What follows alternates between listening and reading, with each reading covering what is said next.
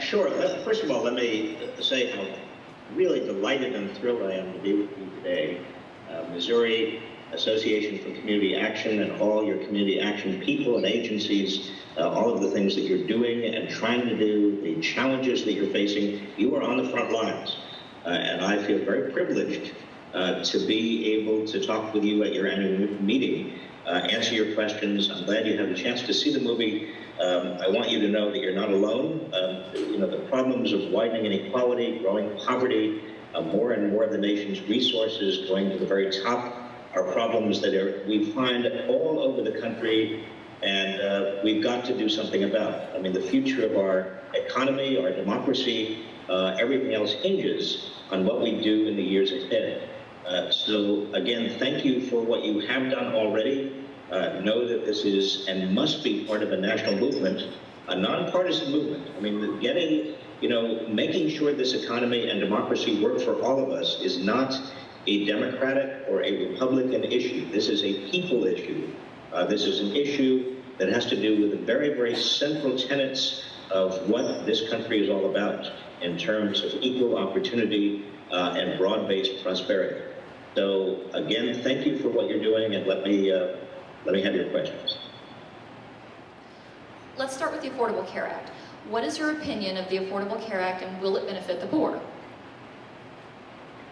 Well, I would have personally preferred a single-payer system, but I think that the Affordable Care Act is a very important step in the right direction. The initial rollout was miserable. I don't know what happened, but right now there are millions of people, 8 million people around the country who have signed up. Medicaid has been expanded for many people around the country. I certainly hope that Missouri becomes a Medicaid expansion state. I know you're working very hard on this, but I think that it's a very important step in this country toward what we must have, and that is universal health care that is available to all our people. It seems that all the political attempts to bring income equality over the years have failed. So what specifically can we do to help bring income inequality to the middle class? Well, I think there are many initial steps that have to be taken. One is raising the minimum wage, and so that make work pay. If work doesn't pay for people, if you are working full-time and you are still not out of poverty and your family is still not out of poverty, then there's something fundamentally wrong with the system. So raising the minimum wage is a step, another step in the right direction. I think it's also very, very important nationally to raise taxes on the highest income earners in order to pay for the quality of schools and early childhood education we need in order to make equal opportunity a reality in this country.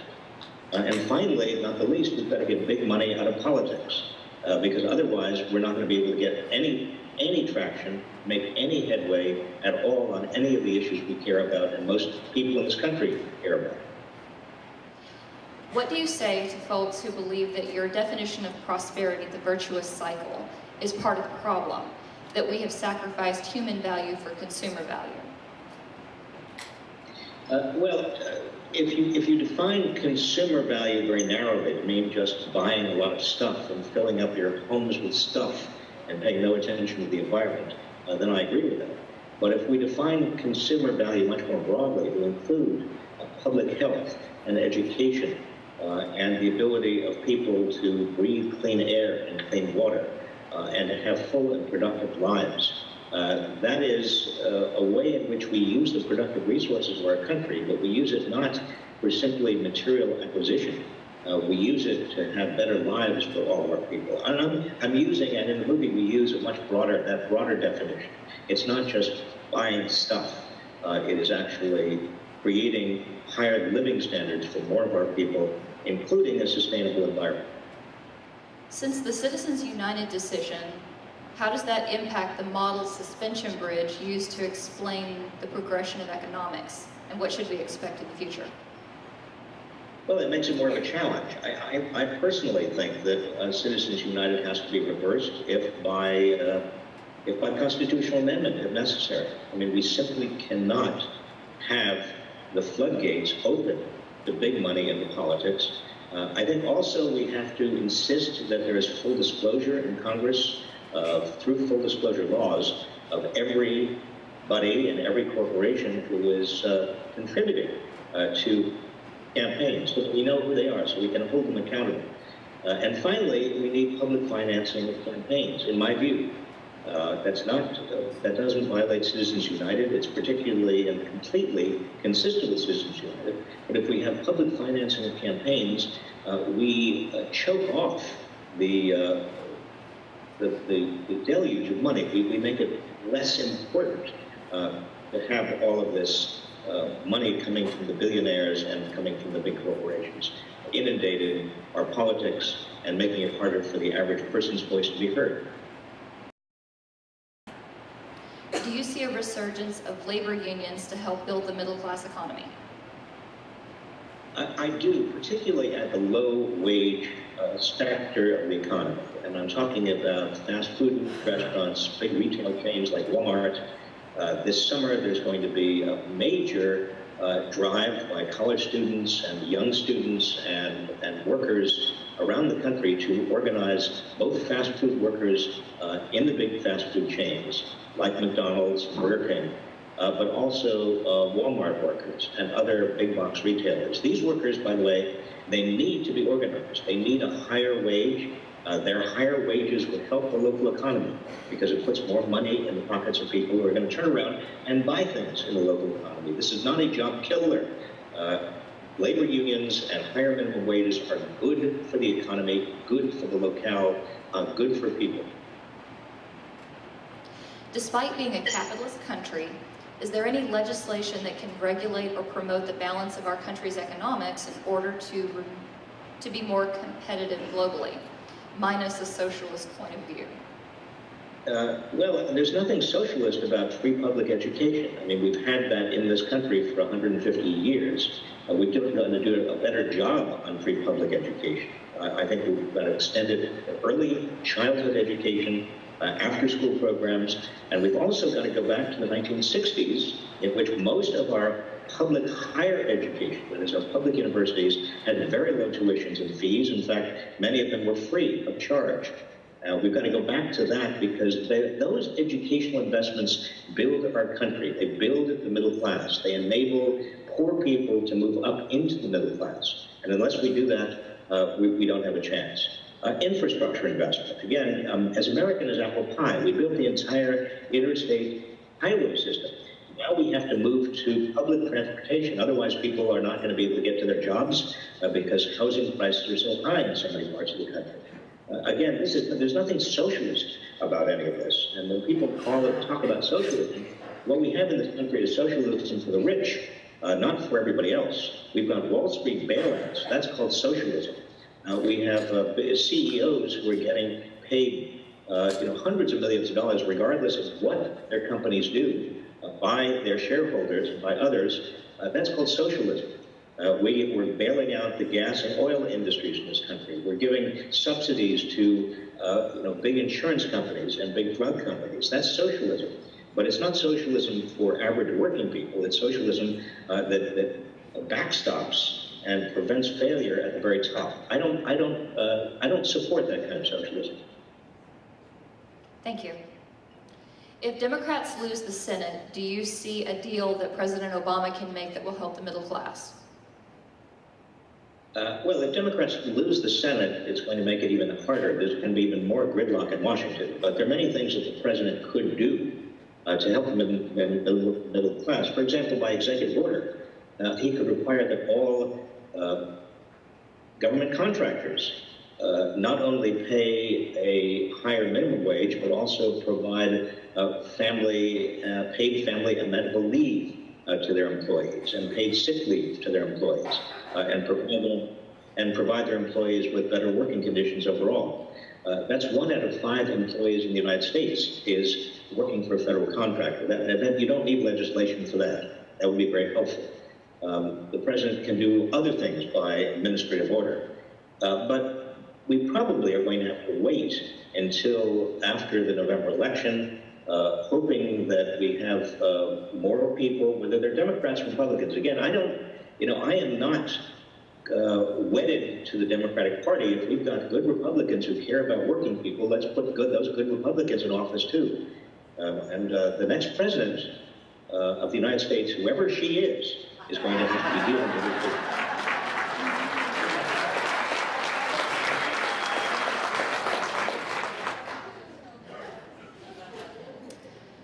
Yesterday we had Mark Schreiber discussing the value and how his father valued every person. How do you see the correlation between inequality and valuing people, not just some people, not just most people, but valuing every person? Well, I remember Sergeant Schreiber very well, and I remember my first job was in the administration. Actually, my first job was as an intern for Robert F. Kennedy when he was a senator in the United States Senate. And you know, having grown up in the 1960s, in the middle of the Civil Rights Movement, and walking the same ground that these giants walked on, there was a public morality. You know, it's kind of pokey. People don't talk about morals very much anymore, except when it comes to very personal kinds of social issues, such as gay marriage or abortion. But morality, to me, has a much larger meaning, and it has to do with whether we are in this together, whether we understand that the meaning of a society is we have obligations to one another as members of the same society, or whether it's just everybody on his own, whether we don't have any obligations. I think public morality is about understanding that we are all in the same boat together. We are all going to rise or fall together ultimately. This issue of inequality is getting out of control. And the good news is, about a week and a half ago, I was visited by the CEO of one of the largest companies in the United States, who wanted my ideas on what we should do to reverse the trend toward widening inequality. I was amazed. I asked him, I said, why are you here? And he said, because I'm concerned that my consumer base in the United States, people who buy my products, are not going to be able to buy my products much longer if we continue in the same direction we're continuing, because they're not going to have the money in their pockets. I want a large and growing middle class. I want poor people to get into the middle class because it's good for my business. Now I'm beginning to hear that more and more from CEOs. When I hear that from CEOs, I know that we are reaching a tipping point in this country.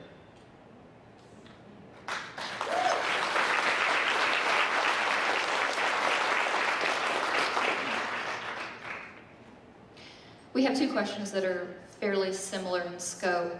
One is, what would you suggest our first steps be to improve our economy in our local areas and bring awareness of poverty, especially to those who are in rural areas? As you know, Missouri has two large metropolitan areas, Kansas City and St. Louis, but we are widely a rural state. Well, again, I think the raising the minimum wage is very important. I think that providing tax credits to businesses that hire and train workers is also very important. In fact, rather than subsidize businesses for going abroad, we ought to be subsidizing businesses for hiring Americans and for training them better so that they are more productive in the future.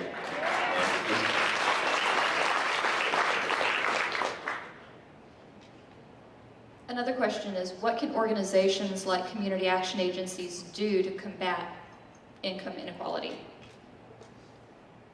Well, I think that you're already doing much of what you should be doing. I think there is a big challenge ahead with regard to workforce training and development, with regard to education, but there's also a challenge with regard to organizing and mobilizing people on the ground. And again, I'm not talking about politics per se, Democratic or Republican politics. I'm talking about giving people the information they need to know what's going on, why they're working harder than ever before and getting nowhere, why the rules that are now the rules of the nation in terms of how the market is organized are not working for the benefit of most people, and why they've got to mobilize and organize themselves to get rules that actually give them a fair chance and a fair opportunity in the future. This is not Democrat versus Republican. This is the people versus those who are in power and privileged positions in this country and who don't give a damn. We need a political movement in this country, and I think community action agencies can lead that movement.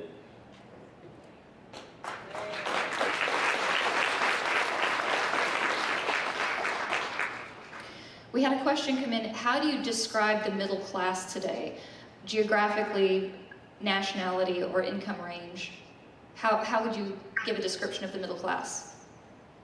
There's no official description of the middle class, but many economists assume that the middle class runs from about $25,000 a year for a family of three to about $75,000 a year, again for that same family of three, with the median around, for the family income, around $50,000. It varies from state to state. But I would say a rule of thumb is probably that $25,000 to $75,000 for family income.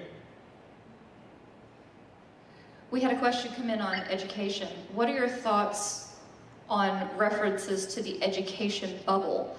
Average cost for a freshman at Mizzou is $24,000 a year. The effect of this debt on our economy is going to affect us how?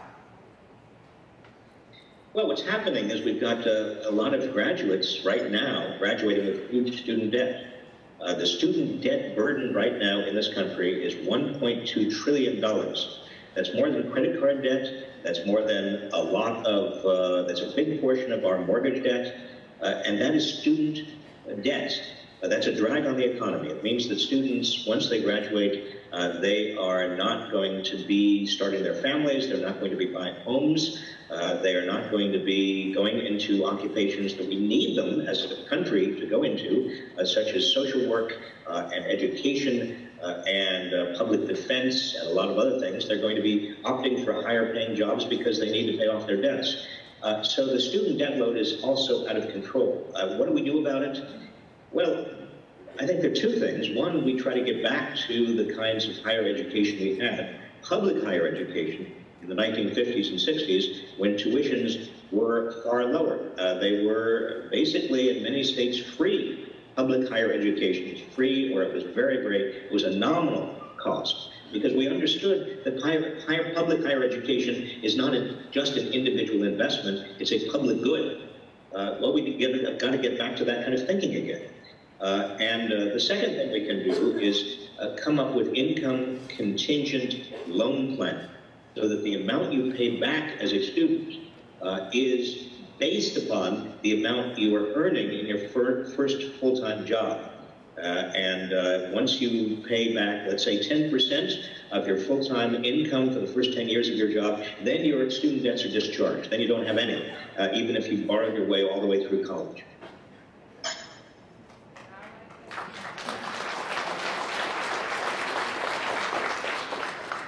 What is the best way to educate the community about income inequality? Well, show them my film. And beyond that, I think it's important to give people the facts and figures. I mean, it's not all that complicated. I mean, we know, for example, that since the recovery began in 2009, the so-called recovery, 95% of all of the benefits of the economy have gone to the top 1%. We also know that since the recovery began in 2009, the median household income in this country, and I'm talking about the household smack in the middle, has dropped almost 5%, adjusted for inflation. I don't call this a recovery, and I think most people also don't call this a recovery. But they need to understand that. They need to understand that one of the reasons that they are not getting benefits out of this recovery is that almost all the benefits have gone to people at the very top. This is not an invitation to class warfare, by the way. I'm not a class warrior. I'm a class worrier. That's W-O-R-R-I-O-R. These facts need to get across to people, they need also to understand that it doesn't have to be this way. They have to understand history. We're suffering in this country from a kind of collective amnesia because people don't remember. Many people don't remember that in the between 1946 and 1976, for those 30 years, we had a growing middle class. We had unions. We had a tax system where the top income earners were never paying a rate below 70% of their income. We had free public higher education, good schools. We also worked towards civil rights and voting rights, expanding opportunities for people. I'm not saying that era was perfect, but we did what we ought to be doing now. We did then. So when somebody says to you, well, what country should we emulate? It is not another country, it is the United States between the end of the Second World War and the middle of the 1970s. We were on the right path before we took a giant U-turn, and we're now on the wrong path. The balance sheet of Americans is significantly different for Generation Xers versus millennials. Should we be worried about Generation X specifically because they have less opportunity to acquire wealth? Well, I'm worried about Generation X and millennials. I'm worried about young people today. Not only do they have a big student debt burden, many of them, but the job market is not as good for people who are young entering the job market today as it was for people who are middle-aged. Even middle-aged people are not having an easy time. Young people are having a much harder time, as I said before, starting families, buying homes, even making the beginnings of a savings for themselves and their families. And this lack of opportunity for many young people is going to be, it's just one aspect of the widening inequality we're seeing all over the country. The only young people who are doing well are the trust fund babies who are beginning, they're getting, we're now witnessing the largest intergenerational transfer of wealth in the history of this country from the top 1/10% to their children. Now, I'm not criticizing them, I'm not criticizing their children, I'm just saying we are witnessing right now what we, for years, feared would happen, and that is we're creating in this country a new aristocracy. We'd like to know why you haven't run for president.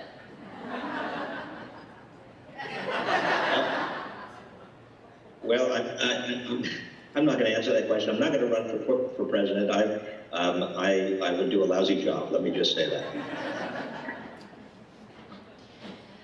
Mr. Reich, thank you very much for all your work to educate all of us on the growing threat of inequality, but also thank you for sharing with us your personal struggles.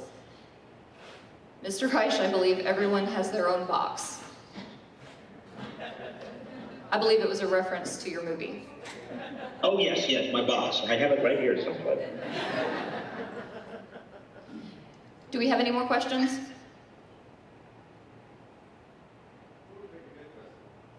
We think you'd make a good president. Oh, who do you think would make a good president? Oh, I see. Well, look, that's a hard question for me. I've known Hillary Rodham Clinton since she was 22 years old. I was part of the Clinton administration, and so I'm very inclined to her. I also know Elizabeth Warren very well, and she's a good friend. Many of these people I think would make good presidents, but they've got to. I mean, I don't care who's president.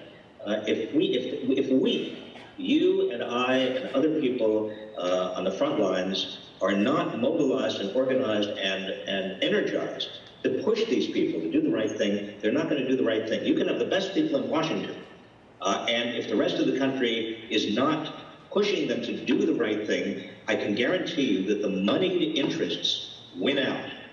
That's why we and what you are doing is so important over the next 2.5 years, leading up to 2016, and then beyond 2016, whoever's in the White House. The people in this country who are poor and working class have got to know the facts, they've got to be mobilized, they've got to be organized, they've got to push the politicians to do the right thing. Do you have any final thoughts or comments for this group? Well, I always have final thoughts and comments, but they're not really final. I want to go back to what I said initially. I think in Missouri you've got a lot of challenges. They're not all that different from the challenges here in California, the challenges around the country. You are not alone, and the people you serve are not alone. In fact, we make up the majority of people who are struggling in this country. 65% of people in this country are now working paycheck to paycheck. If you are a child, 1 out of 3 children is going to spend part of their childhood in poverty. If you are age 65 years old, the chances are more than 60% that at some time in your life you have been on food stamps or been dependent on Medicaid. So this notion that the poor are somehow out there and that they are not us is wrong. A majority of the poor are white, and they have been at some time middle class, or they will hopefully at some time be middle class. The line between the middle class and the poor is getting blurred, which is good in one respect. It means that we can possibly create a coalition between the working class and the poor, and that coalition politically can be enormously powerful. In fact, that is the way in which we affect change in this country. We've done it before. We did it in the progressive era between 1901 and 1913. We did it again in the 1930s during the Great Depression. We did it again in the 1960s in terms of voting rights and civil rights and making great progress with regard to the war on poverty. We did it again a little bit in the 1990s. I wish the Clinton administration, of which I am very proud to have been a member, did more, but we did a little bit. Now we must do it again, but we must do it even bigger than we did it before if we're going to save our democracy and if we're going to also make this economy work for everyone. It's up to you, it's up to me. I want to again thank you for what you are doing and just keep spreading the word and keep organizing.